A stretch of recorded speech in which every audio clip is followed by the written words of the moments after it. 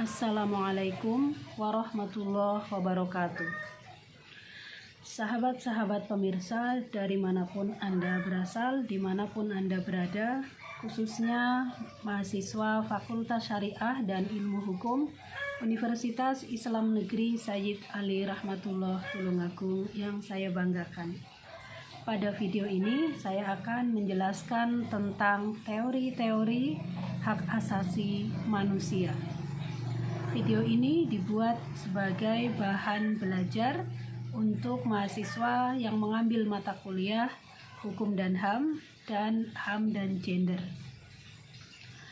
Saudara sekalian dan sahabat pemirsa, yang dimaksud dengan teori hak asasi manusia dalam konteks ini adalah pemikiran para ilmuwan yang berkaitan dengan pelaksanaan dan pemberlakuan hak asasi manusia serta asal-usul hak asasi manusia.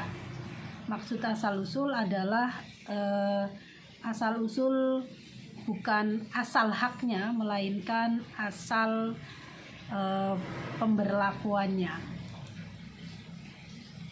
Baik, saudara sekalian, istilah hak asasi manusia dalam dunia modern dikenal dan disepakati ketika Deklarasi Universal Hak Asasi Manusia dicanangkan atau dibuat ya pada tahun 1948. Nah, sebelumnya konsep gagasan untuk mempromosikan, untuk mewacanakan bahwa manusia punya hak yang sangat dasar yang tidak bisa dicabut oleh penguasa itu sudah berlangsung beberapa abad. Nah, tetapi istilah human rights sendiri itu kemudian dipakai dan disepakati untuk dipakai sejak dideklarasikannya DUHAM atau dalam bahasa Inggris Universal Declaration of Human Rights. Dalam bahasa Indonesia, Deklarasi Universal Hak Asasi Manusia yang penggagasnya adalah istri dari Presiden Amerika Serikat, yaitu Eleanor Roosevelt.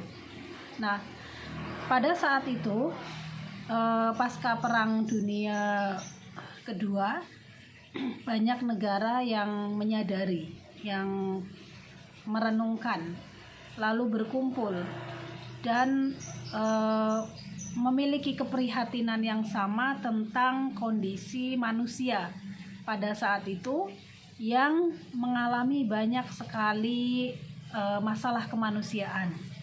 Antara lain adalah banyaknya orang yang tewas karena peperangan. Kemudian orang yang menderita penyakit yang timbul akibat situasi perang. Kemudian juga banyak orang kelaparan. Ya, bisa dibayangkan dalam situasi perang tentu orang menjadi lebih sulit untuk mencari nafkah, untuk bekerja, untuk bertani dan sebagainya, sehingga kemudian berdampak pada kelaparan yang sifatnya masif atau dialami oleh banyak orang. Nah, hal ini dipandang sebagai satu kondisi yang bertentangan dengan harkat dan martabat manusia. Seharusnya ini tidak terjadi. Nah, oleh karena itu kemudian delegasi-delegasi dari banyak negara itu menyepakati bahwa harus dibuat standar umum tentang yang bisa dijadikan pedoman tentang penegakan harkat dan martabat manusia. Nah, kemudian dibuatlah DUHAM yang isinya 30 pasal. Di dalamnya menjelaskan tentang prinsip-prinsip hak asasi manusia. Nah, saudara sekalian, PBB atau Perserikatan Bangsa-Bangsa kemudian membuat komisi hak asasi manusia yang menetapkan bahwa DUHAM adalah instrumen hukum internasional yang dijadikan standar hak asasi manusia tingkat dunia. Jadi tidak hanya berlaku di lingkup sebuah negara saja, tetapi seluruh dunia, terutama bagi negara-negara yang turut hadir pada saat itu. Nah, oleh karena itu 10 Desember, di mana tanggal deklarasi ini dibuat, itu sampai saat ini diperingati sebagai Hari Hak Asasi Manusia. Nah, prinsip HAM itu ada 3, yaitu yang pertama universal, yang kedua tidak bisa dipisahkan atau saling bergantung satu sama lain, kemudian yang ketiga setara, atau dalam kata lain setara tanpa diskriminasi, non diskriminatif ya. Universal itu maksudnya apa? Maksudnya HAM itu berlaku untuk semua orang. Jadi tanpa memandang siapa dia, apa kedudukannya dan sebagainya, semua orang berhak mendapatkan perlindungan atas hak-hak asasinya. Nah, yang kemudian tidak bisa dipisahkan atau saling bergantung, itu maksudnya seperangkat hak yang banyak. Ada hak hidup, ada hak untuk menganut atau berkeyakinan, beragama, kemudian hak milik, kemudian hak milik itu maksudnya hak memiliki barang tertentu, dan kemudian hak untuk bebas mau melakukan apa terhadap barang itu namanya hak milik. Nah, kemudian hak untuk berserikat, hak untuk bersuara di muka umum, bersuara atau berpendapat, kemudian hak untuk mendapatkan pendidikan, hak untuk mendapatkan kesejahteraan, dan seterusnya. Nah, itu hak juga untuk memilih dan dipilih dalam pemilihan umum. Itu juga bagian dari hak asasi manusia. Ketika di sini dikatakan salah satu prinsip hak asasi manusia itu adalah tidak terpisahkan dan saling bergantung, itu maksudnya satu hak tidak bisa ditegakkan tanpa menegakkan hak yang lain. Tidak ada yang dipandang hak hidup diberikan, tetapi hak untuk disiksa tidak diberikan. Nah, jadi hak hidup juga sekaligus hak untuk tidak disiksa. Itu tidak bisa dipisahkan. Tidak bisa juga dipisahkan dari hak untuk berpendapat dan seterusnya. Nah, kemudian contoh yang lain lagi adalah hak atas penghidupan yang layak. Nah, itu tidak bisa dipisahkan dari hak untuk mendapatkan pendidikan.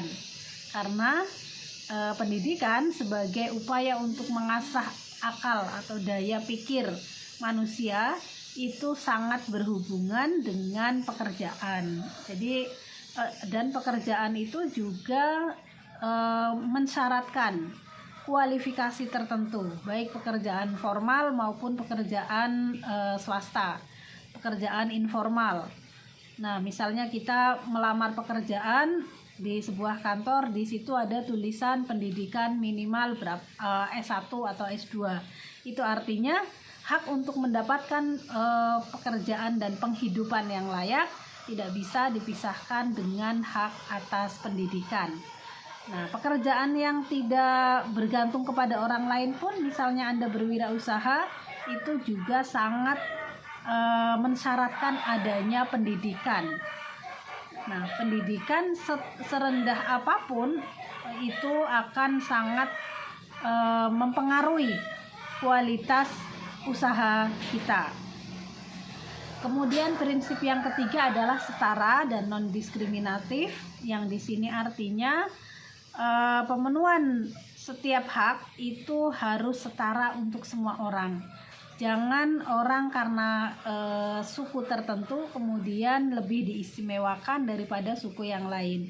penganut agama tertentu lebih dipenuhi, lebih diprioritaskan, sedangkan penganut agama yang lain misalnya itu didiskriminasi, nah, atau dibedakan haknya. Itu tidak boleh.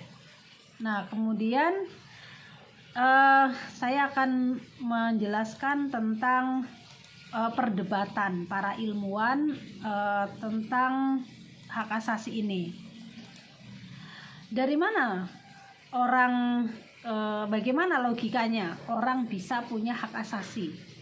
Nah, dalam hal ini saya akan mengemukakan dua teori besar. Yang pertama adalah teori hukum alam, nanti yang kedua adalah teori positivisme. Teori hukum alam atau natural law ini melahirkan hak-hak alami atau hak-hak kodrati yang disebut dengan natural right. Nah, jadi dalam wacana hukum ini, terutama dalam filsafat hukum, itu ada aliran pemikiran hukum alam, disebut juga pemikiran hukum kodrat. Nah, tokohnya siapa? Tokohnya adalah Santo Thomas Aquinas. Ini yang paling legendaris atau paling diakui. Thomas Aquinas mengatakan bahwa hukum kodrat adalah bagian dari hukum Tuhan. Hukum alam itu adalah bagian dari hukum Tuhan yang sempurna. Nah, yang sempurna kemudian juga dapat diketahui melalui penalaran manusia. Artinya menurut Thomas Aquinas, manusia yang sehat dan berakal sehat itu secara otomatis dapat mengenali, dapat menalar hukum Tuhan. Nah, hukum Tuhan ini menyatakan bahwa semua orang, apapun statusnya, itu tunduk pada otoritas Tuhan. Tidak ada manusia yang bisa lebih hebat dari Tuhan lalu mengendalikan dirinya sendiri, itu tidak ada. Yang ada adalah semua manusia berada dalam kendali dan kekuasaan Tuhan atau otoritas Tuhan. Nah, tidak terkecuali penguasa atau raja. Raja juga merupakan manusia, maka dia harus tunduk pada aturan-aturan yang sifatnya ilahiyah, yaitu aturan yang bersumber dari Tuhan. Nah, kemudian karena raja juga dibatasi, raja juga manusia, oleh karena itu dia juga tunduk pada otoritas Tuhan, maka manusia pada umumnya termasuk raja dan baik raja maupun rakyat itu adalah individu yang unik, individu yang otonom, yang merdeka, yang bebas.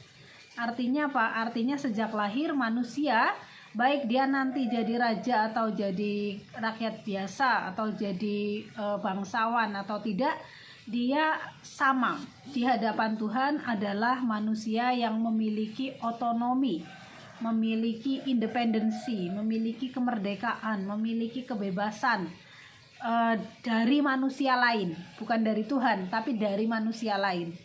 Artinya tidak ada manusia yang menguasai manusia lain secara mutlak. Karena apa? Karena setiap individu itu adalah unik, otonom dan independen. Yang dengan otonominya itu, maka secara melekat atau secara inherent dia punya seperangkat hak. Nah, seperangkat hak yang dia dapatkan sejak kelahirannya sebagai manusia. Oleh karena itu, meskipun nantinya ketika dewasa dia tidak jadi raja, dan dia hidup dalam sebuah negara yang ada penguasanya yaitu raja, maka raja tidak punya wewenang untuk mencabut hak-hak yang diberikan oleh Tuhan ini. Nah, sifat dari pemikiran hukum alam ini, kalau kita tadi amati, itu sangat dekat dengan keimanan atau mensyaratkan adanya keimanan. Dalam bahasa ilmiah disebut dengan teistik. Teistik itu artinya mensyaratkan iman kepada Tuhan. Nah, jadi kalau orang tidak beriman, ya dia sulit untuk mengakui adanya otoritas Tuhan. Nah, maka teori hukum alam ini identik dengan iman Kristiani atau iman Kristen, karena pada waktu itu dikemukakan oleh Thomas Aquinas yang dia adalah orang Kristen. Nah, kemudian perkembangan selanjutnya hukum alam ini dikembangkan ya,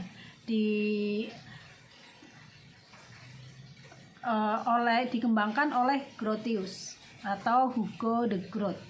Nah, dia mewarnai teori hukum alam yang tadinya sangat teistik atau sangat bergantung kepada iman Kristiani, kemudian menjadi lebih rasional. Caranya bagaimana? Caranya Grotius ini mengajak manusia untuk berpikir bahwa di dunia ini ada hukum alam yang bisa dilihat dan diukur dengan matematika. Nah, maka ada hal-hal yang tidak bisa dilawan karena itu merupakan kehendak Tuhan, tetapi bisa diamati melalui panca indera. Nah, bisa dihitung, bisa diukur. Contohnya apa? Contohnya matahari itu berputar atau berkeliling dari timur ke barat. Matahari itu dalam sehari itu setengah terlihat, setengah tidak terlihat. Maksudnya kalau siang terlihat, kalau malam tidak terlihat, itu hukum alam. Kemudian hukum alam itu juga bisa dirasionalkan, dinalar dengan menggunakan bantuan ilmu ukur atau ilmu matematika. Misalnya kalau kita mengambil barang jumlahnya 5, lalu kemudian kita tambah 5 lagi, maka itu akan menjadi 10. Nah, itu dipahami sebagai bagian dari hukum alam. Nah, maka eksistensi hukum kodrati yang merupakan landasan semua hukum positif atau hukum tertulis dapat dirasionalkan di atas landasan yang non-empiris dengan menelaah aksioma ilmu ukur. Ini saya mengutip buku yang mengambil pemikiran Hugo de Groot, ditulis oleh Scott Davidson.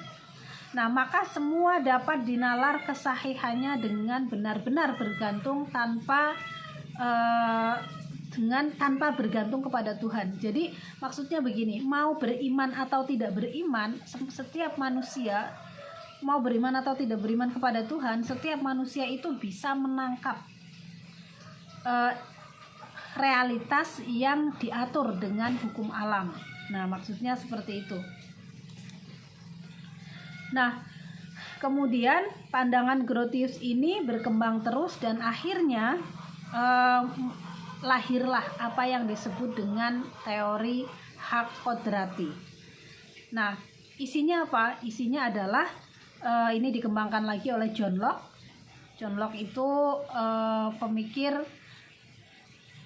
yang kemudian menyatakan begini: semua individu oleh alam dikaruniai hak yang inheren atas kehidupan. Sebenarnya alam ini maksudnya Tuhan. Nah, tetapi karena pandangan yang mensyaratkan iman itu dibantah dan dikritik oleh banyak orang, kemudian menggunakan kata alam. Semua individu oleh alam dikaruniai hak yang inheren atau yang melekat atas kehidupan. Berupa apa? Kebebasan dan harta yang merupakan milik mereka sendiri, yang tidak dapat dipindahkan atau dicabut oleh negara.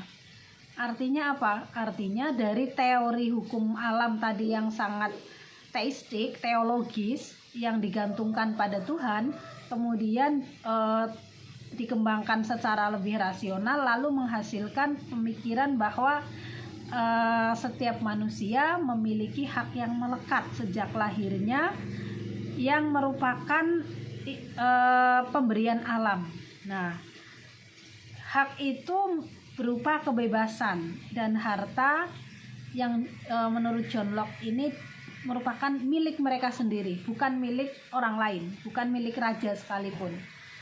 Nah, oleh karena itu negara atau raja tidak bisa secara semena-mena mencabut hak milik dan kebebasan manusia ini. Nah, itu adalah pemikiran dari teori hukum alam yang melahirkan hak kodrati.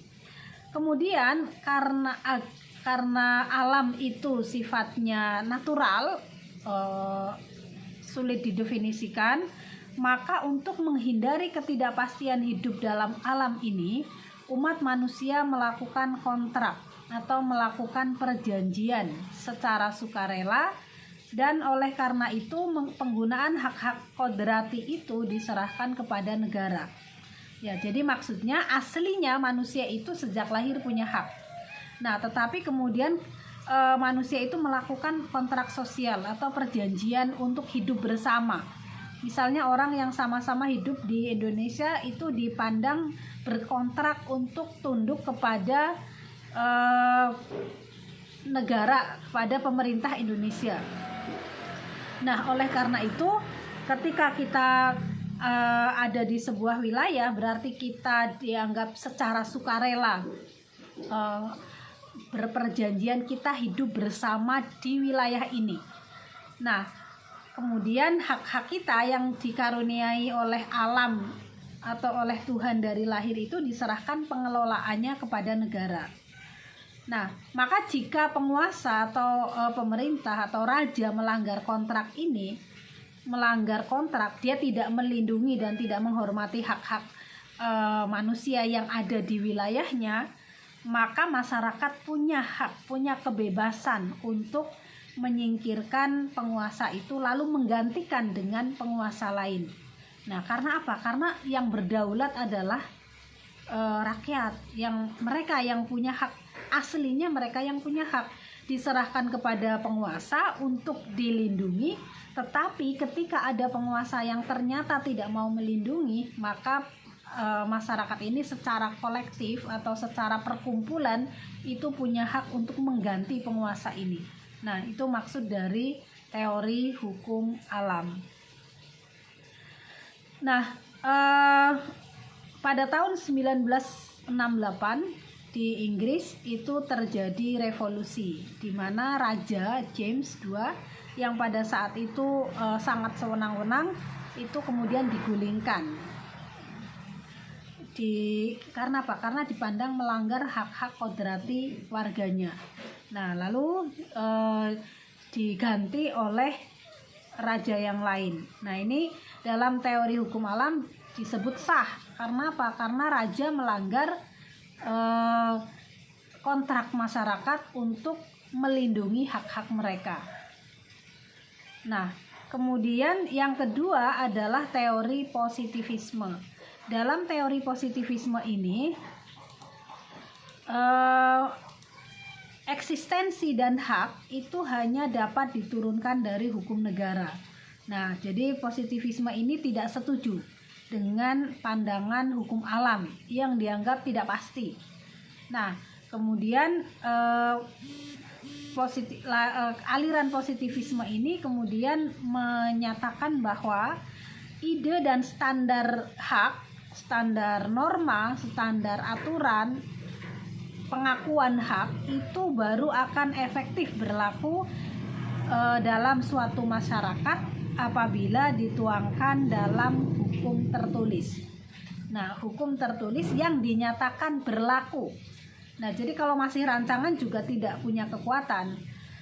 Nah, karena hak itu baru bisa efektif berlaku kalau dituangkan dalam hukum tertulis, maka perlu yang namanya jaminan konstitusi.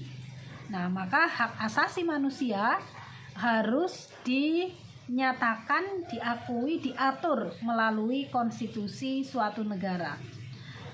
Konstitusi kalau di Indonesia itu adalah Undang-Undang Dasar 1945. Nah, artinya begini,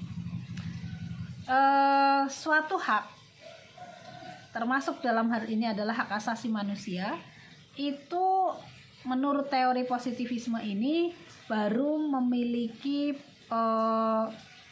pengakuan, baru diakui dan bisa ditegakkan, bisa dilindungi kalau memang diatur, dinyatakan dalam undang-undang tertulis, khususnya Undang-Undang Dasar suatu negara.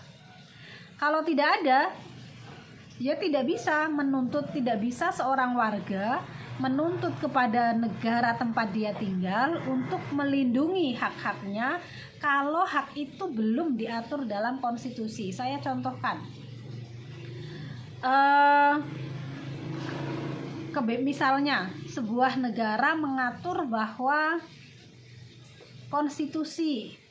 dalam konstitusinya mengatur bahwa setiap warga negara bebas memeluk agama sesuai dengan keyakinannya.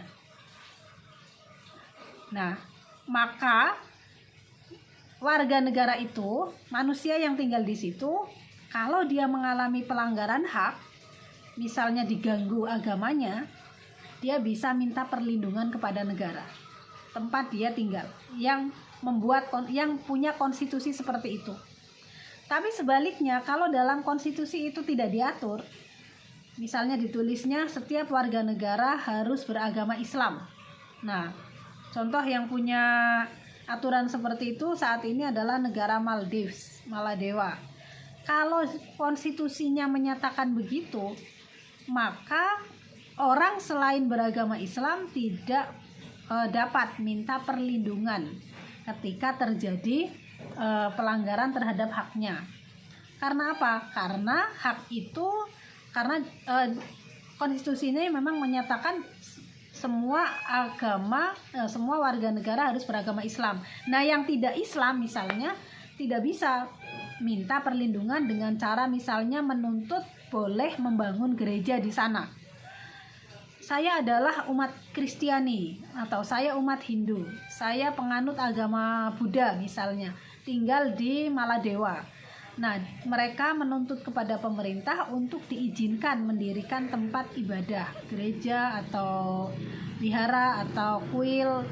Nah, kalau menggunakan teori positivisme, maka ini tidak bisa. Karena apa? Karena konstitusinya mengatakan agama rakyat Maladewa adalah Islam. Nah, misalnya itu contoh saja. Contoh dalam pandangan positivisme, orang selain yang agamanya diakui di sana, maka tidak bisa menuntut hak-haknya untuk sama dengan yang agamanya diakui, untuk beribadah secara bebas, untuk mendirikan tempat ibadah, untuk mendirikan sekolah dengan berdasarkan agama selain yang diakui. Nah, seperti itu. Itu namanya positivisme. Nah, kalau tadi teori hukum alam itu kental dengan nuansa moral, nuansa Tuhan, nah maka dalam teori positivisme ini moral dan hukum itu, moral dan konstitusi itu dipisahkan, dianggap sesuatu ya dua hal yang berbeda. Tidak harus hukum itu mengandung moral, tidak harus undang-undang bahkan konstitusi itu sejalan dengan moral, boleh saja bertentangan. Nah, maka dalam pandangan ini, undang-undang Nazi di Jerman yang tidak mengakui ras tertentu, bahkan boleh ras tertentu itu boleh dimusnahkan, itu menurut pandangan teori positivistik ini sah-sah saja.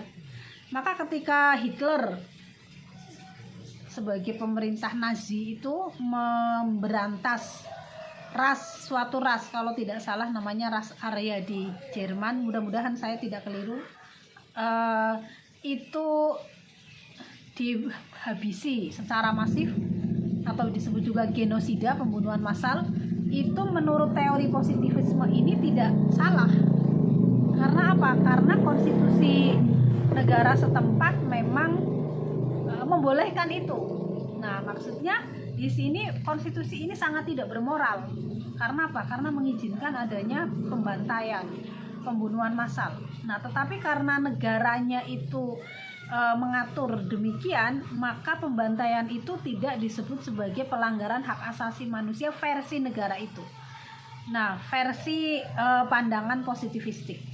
Nah, itu perbedaan antara teori hukum alam dengan teori positivisme.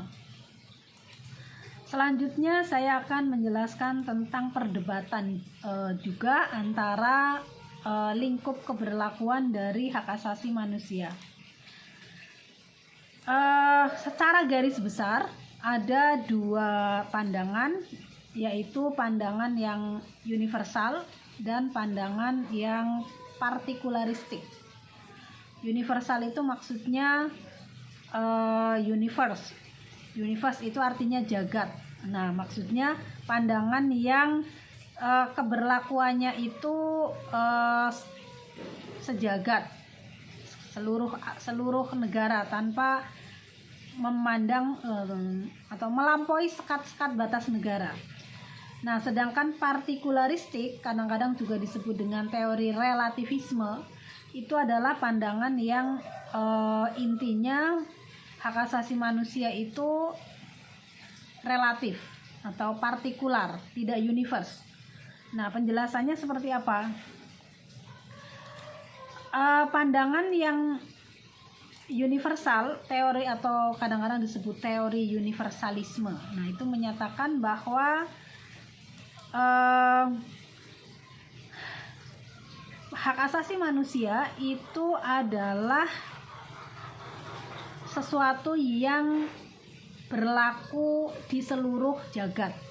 Nah, dengan isi yang sama. Nah, ketika kita tadi tahu bahwa gagasan hak asasi manusia itu lahir dari paham individualisme atau liberalisme dalam istilah yang lain, dan lahirnya di negara barat, maka ketika menggunakan teori universalisme ini, semua negara tanpa kecuali juga harus mengakui hak yang sama, hak untuk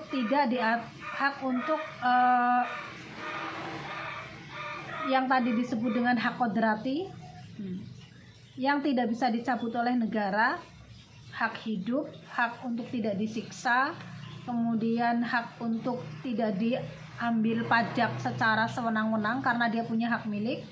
Nah, itu harus diberlakukan juga untuk seluruh negara. Maka kalau ada negara yang tidak mengikuti standar ini, disebut dengan negara yang tidak pro hak asasi manusia. Nah, maka beberapa negara yang punya aturan-aturan khusus, misalnya yang menyandarkan pada Tuhan, misalnya yang memberlakukan hukuman mati, dalam perspektif teori universalisme ini sering dituduh sebagai negara yang tidak menegakkan hak asasi manusia. Nah, artinya apa? Artinya pandangan ini tidak menghargai sama sekali profil sosial budaya yang melekat pada masing-masing bangsa. Karena apa? Karena standarnya adalah standar negara maju. Nah, bahwa Ethiopia, Indonesia, Malaysia, kemudian Maladewa tadi itu berbeda dengan Inggris, itu harus disingkirkan. Karena apa? Karena yang betul hak asasi itu adalah versi Inggris itu tadi. Nah, maka semua negara harus seperti standarnya Inggris. Nah, ini namanya pandangan yang bernama teori universalisme. Nah, maka kalau ada kayak Maladewa tadi hanya mengizinkan agama itu cuma satu, berarti itu negara yang melanggar HAM. Nah, karena dia tidak menghargai keyakinan lain. Nah, tapi bagi negara-negara yang negara berkembang, pandangan ini sangat bernuansa kolonialisme, penjajahan. Karena apa? Karena yang standar penilaiannya itu sangat barat, sangat Inggris. Sedangkan karakteristik lokal masing-masing negara yang berbeda dari Inggris itu tidak dianggap eksistensinya, tidak dihormati. Nah, malah dianggap sebagai pelanggar HAM. Nah, misalnya seperti itu. Kemudian yang kedua adalah pandangan relativisme atau yang tadi saya sebut dengan partikularisme. Relatif, partikular itu sama. Maksudnya tidak universal. Relatif itu ya tergantung. Tergantung apa? Tergantung situasi dan situasi, kondisi, budaya, agama, alam masing-masing negara. Nah, dalam pandangan partikularisme, persoalan HAM adalah persoalan masing-masing bangsa. Nah, oleh karena itu bangsanya itu sendirilah yang lebih tahu apa yang tepat sebagai standar hak asasi di negara itu. Jadi negara lain tidak boleh mendikte, membuat standar yang secara sepihak. Nah, melainkan negara itu punya wewenang dan punya kebebasan untuk membuat standar sendiri apa yang disebut HAM versi negara itu. Nah, pandangan partikularisme ini ada yang menyebut partikularisme absolut, ada yang menyebut partikularisme relatif. Nah, ini kalau absolut itu pokoknya, pakai pokoknya ya karena absolut. Pokoknya HAM itu persoalan masing-masing bangsa, bangsa lain nggak boleh campur tangan. Nah, tetapi kalau pandangan partikularisme relatif itu menyebut bahwa masing-masing negara memang memiliki kekhasan dan problem sendiri-sendiri tentang hak asasi manusia. Nah, tetapi di antara kekhasan masing-masing itu tetap ada yang universal. Nah, tetap ada yang bisa berlaku untuk semua negara. Nah, maka sampai saat ini perdebatan tentang HAM itu universal atau absolut itu masih terus berlangsung. Tidak hanya di kalangan ilmuwan, tetapi juga di kalangan pemerintah masing-masing negara. Nah, maka ada negara yang terus mengadvokasi atau mempromosikan adanya standar hak asasi yang inginnya semua negara juga menganut. Contohnya apa? Contohnya penghapusan hukuman mati. Nah, penghapusan hukuman mati itu dipandang sebagai cara untuk menegakkan HAM secara universal di semua negara. Nah, maka pemberian hukuman mati itu dipandang sebagai satu pencabutan terhadap hak asasi manusia yang seharusnya tidak dilakukan. Nah, oleh karena itu promosi ini oleh kalangan penganut teori universalisme itu cukup gencar dan bisa juga dilihat hasilnya. Hasilnya selama beberapa dekade ada negara-negara yang menghapuskan hukuman mati. Karena apa? Karena memahami, karena terpengaruh oleh teori universalisme ini. Nah, tapi ada juga yang bersikukuh tidak mau menghapuskan. Karena apa? Karena bagi mereka memandang bagi negara mereka hukuman mati itu adalah relevan sesuai dengan nilai-nilai sosial, budaya, agama yang dianutnya. Nah, Islam misalnya mengenal kisos, mengenal hukuman mati, maka ketika negara itu memberlakukan hukuman mati, maka itu sedang melaksanakan ajaran agama. Nah, oleh karena itu mereka menolak disamakan standarnya bahwa hukuman mati itu melanggar HAM. Hukuman mati adalah menegakkan keadilan bagi korban yang sudah dibunuh terlebih dahulu. Nah, maka pandangan-pandangan ini sampai saat ini masih eksis, sehingga meskipun kampanye hak asasi manusia itu terdengar ke seluruh dunia, tidak semua negara mau menghapuskan hukuman mati. Nah, yang disepakati oleh semua negara sejauh ini adalah hak untuk bebas dari perbudakan. Kemudian hak untuk tidak disiksa.